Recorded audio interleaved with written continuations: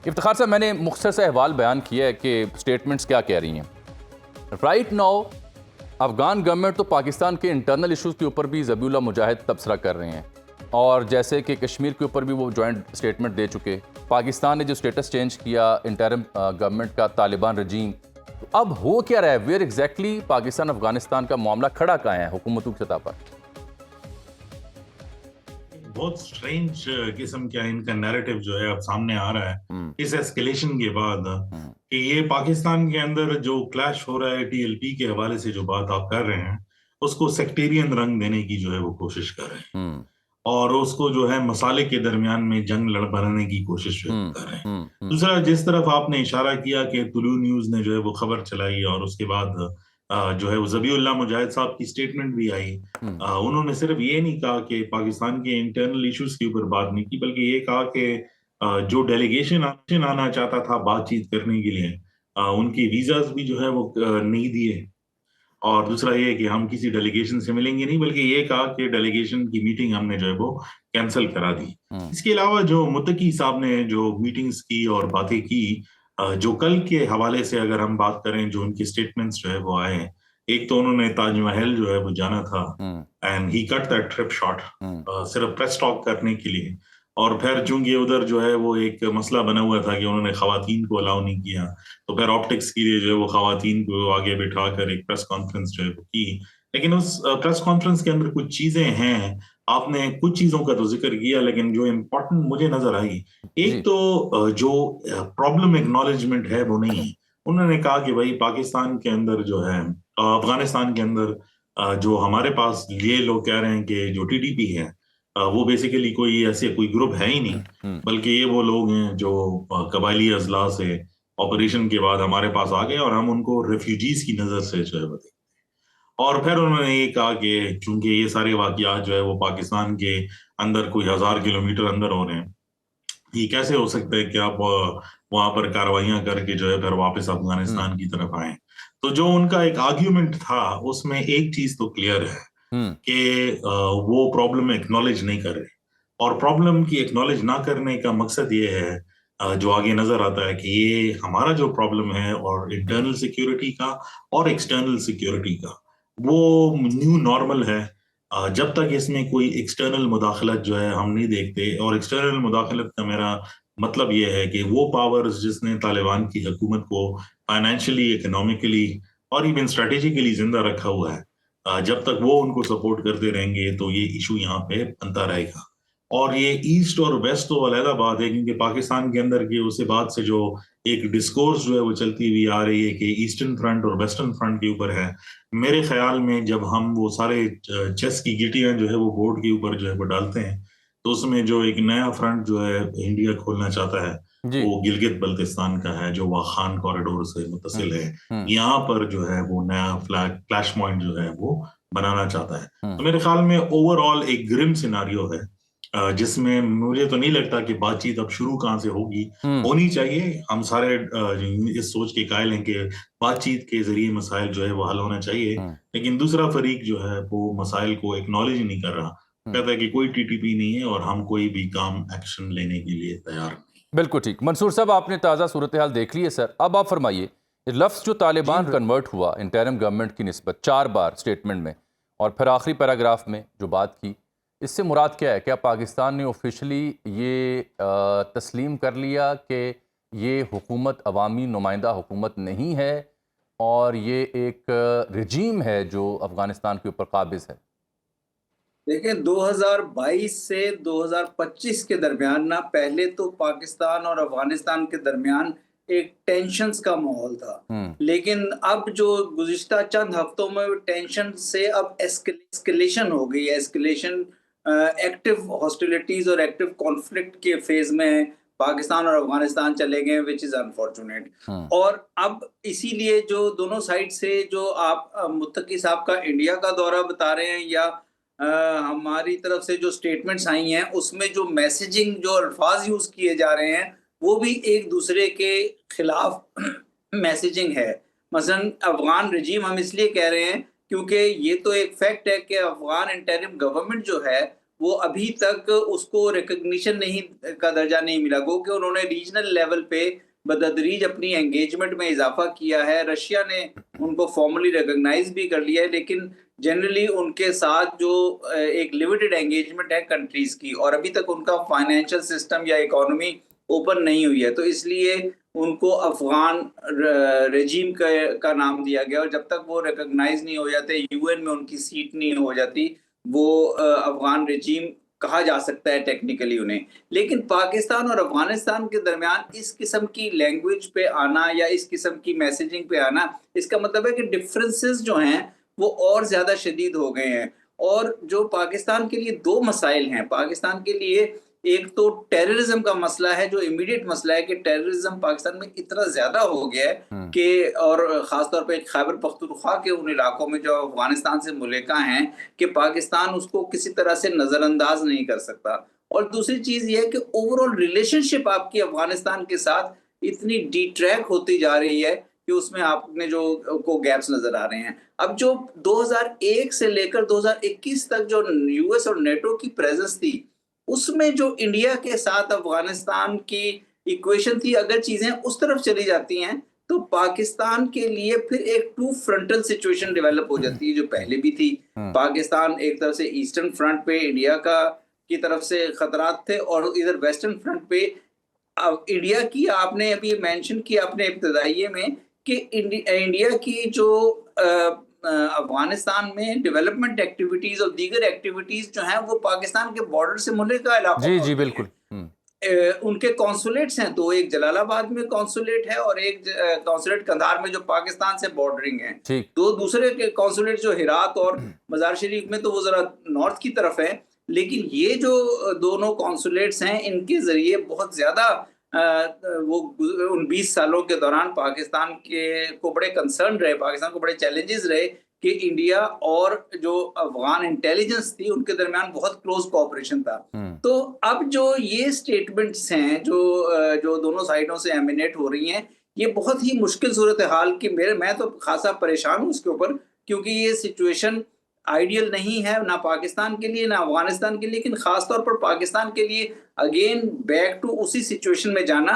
और ये मुझे भी काबुल से या अपने सोर्सेज से अंदाजा हुआ है कि जो डी एस्केलेशन की तरफ जाना और डी एस्केलेशन से फिर डायलॉग की तरफ जाना, दोबारा रिवाइवल ऑफ डायलॉग, उधर से अफगानिस्तान की साइड से कोई अभी तक पॉजिटिव रिस्पांस की इंडिकेशन नहीं आ रही, क्योंकि मेरे पास ऐसी कोई कंफर्मेशन तो नहीं है कि हमने कोई रिक्वेस्ट की थी और वीजा के लिए कहा गया था। लेकिन ये इंडिकेशंस कई सोर्सेज से हैं कि अफगानिस्तान की तरफ से एनकरेज नहीं किया जा रहा कि बिल्कुल ठीक कह रहे हैं। ये जहां तक ये इस एफर्ट की आप जिक्र कर रहे हैं, प्रोबेबली ये पहले से ही प्लान्ड कोई एफर्ट का हिस्सा था कि किसी डेलीगेशन ने जाना था। It is not just because कि अभी झड़पें हुई तो उसके बाद शायद जाना था। मामूल के मुताबिक प्रोबेबली जो मेरी इत्तलात हैं, कोई प्लान था जिसको उन्होंने जी उसके ऊपर वो जवाब दे रहे हैं कि नहीं हम नहीं चाहते। अब इफ्तिखार साहब, ये कतर और सऊदी अरब का फ़ोन उसको एक्नॉलेज किया तालिबान की हुकूमत ने और कहा कि हम अब दोबारा हमला नहीं करेंगे। पाकिस्तान दिन भर जवाब देता रहा, फिर रात के तक। तो अब दोहा एग्रीमेंट भी जिस तरह हुआ, जिसमें उनकी पहली शिक थी कि अफ़गान सरजमीन इस्तेमाल नहीं होगी, क्या कतर, सऊदी अरब, चाइना या अमेरिका, इनके ज़रिए कोई किरदार अदा हो सकता है? और किस बिहाफ पे तालिबान इस हद तक जा चुके हैं? महज इंडिया की आशीर्वाद या कुछ और? देखिए, मुझे तो ब्लॉक्स बनते हुए नजर आ रहे हैं। अगर आप लार्जर रीजनल डायनामिक्स जो है वो देखें तो उसमें अफगान तालिबान, एक तो जामी जो हिस्ट्री जो है वो बताई सर ने, मैं उसे जो है वो इत्तेफाक करता हूं, क्योंकि उसमें स्पेस थी कि हम इसको इस तरह खेलते, ये सारे जो भी सिचुएशन बनी है कि उसको बेहतर तरीके से जो है वो हैंडल किया जा सकता था ओवर द इयर्स। अब वो नहीं हुआ, तो जो सिचुएशन है दूसरी साइड से भी उसमें कोई प्यार मोहब्बत जो है वो नहीं दिखाई गई, उस साइड से भी जो है वो क्लियरली एंटागनिज्म ही जो है वो मिल रहा था। लेकिन जो सिचुएशन इस टाइम पर अब जहां पर हम खड़े हैं, यहाँ से जो है वो क्या करना चाहिए, और जिस तरह आपका सवाल है कि जो इंटरनेशनल प्लेयर्स हैं, सऊदी अरब, कतर या यूनाइटेड स्टेट्स और इवन चाइना, वो क्या कर सकते हैं। जो जिस तरह ये ब्लॉक्स बनते हुए नजर आ रहे हैं इस टाइम पर, जो एक ब्लॉक जिसमें अफगानिस्तान जो है वो जा रहा है, उसमें क्लियरली उसमें ये साइंस है कि जो रशियन और इंडियन ब्लॉक है उसमें जो है अफगानिस्तान वो ज्यादा इंटरेस्टेड है, क्योंकि ये तो हमारे जो इंटरलोक्यूटर्स हैं चाइनीज की तरफ से, वो बहुत वाज़ेह है कि चाइना जो है वो इससे ज्यादा कोई खुश। और हमने रिएक्शन देखा कि जो डोनाल्ड ट्रंप ने बात की बगराम के हवाले से, उसमें भी जो बात आगे गई, और जो अमेरिकन के खिलाफ जो बातें की गई अफगानिस्तान की तरफ से, मेरे मेरे ख्याल में वो भी एक ऐसा पॉइंट है जिसको इस टाइम पर वो नहीं छेड़ना चाहेंगे। वो ऑब्वियसली अमेरिकन के साथ ट्रेड और उनसे फायदा और बाकी सारी चीजें तो लेना चाहते हैं, लेकिन किसी किस्म का ऐसा रिलेशनशिप जो है वो नहीं रखना चाहते जिसमें वो मिलिटरीली जो है वो इन्वॉल्व हो। वो उन्होंने बहुत क्लियरली जो है वो स्टेट कर दिए। लेकिन जो जयशंकर साहब ने बात की और जो वहां पर बात हुई, उसमें दो तीन चीजें I think they are very very important to discuss at this please. Platform. क्योंकि आपने बात की कि वो ममालिक कोई काम कर सकते हैं, जरूर कर सकते हैं, एंड ऑब्वियसली वहां पर कोई रिलीजियस लिंकेजेस भी हैं, उनका ऑब्वियसली एक हिस्टोरिकल बैकग्राउंड भी है अफगानिस्तान के साथ। और कतर ऑब्वियसली जहां पर मुज़ाकरात हुई उनका काफी होल्ड है, अभी भी जितनी इंटरमीडिएशन होती है बिटवीन अमेरिकन और तालिबान, तो सब के सब कतर के हवाले से ही होती है। उनका एक रोल है, लेकिन किस दर्जे तक है, क्योंकि मेरे ख्याल में इंडिया और अफगानिस्तान जो है उनका फोकस जो है वो टैक्टिकल है, वो स्ट्रेटेजिक नहीं है। और इंडिया को फायदा है उस सारे रिलेशनशिप से। आज आप जितने भी इंडियन न्यूज़पेपर्स या जो उनके स्टेट लिंक जो सोशल मीडिया अकाउंट्स हैं, उसमें बहुत क्लियरली वो चीजें जो है वो दिखा रहे हैं। और मैं कंस्पिरेसी थ्योरिस्ट नहीं हूं, लेकिन अगर एक डेकेड पहले या अजीत डोवल का थिंक टैंक, जो अगर मैं मिस्टेकन ना हूं, इट्स नेम इज VIF या VIH, I keep on forgetting that, वहां पर उन्होंने खड़े होकर एक बात की, और उस बात के अंदर उन्होंने ये कहा कि दो चीजें। नंबर वन इज के अफगान तालिबान या तालिबान इन जनरल, उनका जो अकीदतन जो एहतरामन जिस मदारिस को वो देखते हैं वो देवबंद है। बिल्कुल वहां गए तो हम क्यों नहीं देवबंद को इस्तेमाल कर सकते? That's the first part. और उसी के अंदर उन्होंने बात की, जो पाकिस्तान के तोड़ने के हवाले से बात की है, तकरीबन कोई 14 साल पहले की बात है कि उन्होंने उस थिंक टैंक में जो है वो सारी गुफ्तगू की।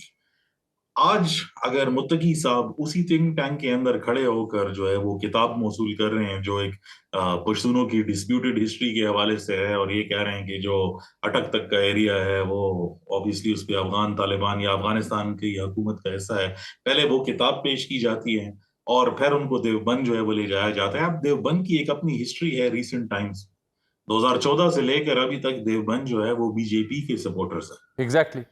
अगर ये सारी चीजें सामने आ रही हैं, और अब जो हमें रिलीजियस क्लास के अंदर से अफगानिस्तान के अंदर से बात सुन के आ रहे हैं, उसमें ये बात भी की जा रही है कि कंदाहार को जो उनके फतवे के हवाले से जो बात है, का जो डिपार्टमेंट है वो एक्सेस जो है वो दी जाएगी। तो आपकी जो मुल्क का एक पूरा बयानिया बनाया गया जिसमें अल्फाज बनाए गए कि फितना अल खवारिज, और जो हमारे स्टेट की नैरेटिव है कि पाकिस्तान के अंदर जंग करना मुसलमान को मुसलमान जो है वो नहीं मार सकता, और ये सुसाइड बॉम्बिंग्स हराम है।